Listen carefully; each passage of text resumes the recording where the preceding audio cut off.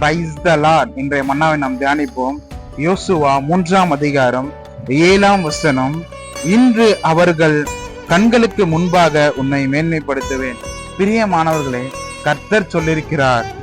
யோசுவாவை ஆண்டவர் அழைக்கும் பொழுது தேவன் யோசுவாவை கூட சொன்ன வார்த்தை, நான் மோசையோடு இருந்தது போல உன் கூடவும் இருப்பேன். நான் உன் கூட இருந்து நான் வழிநடத்துவேன்.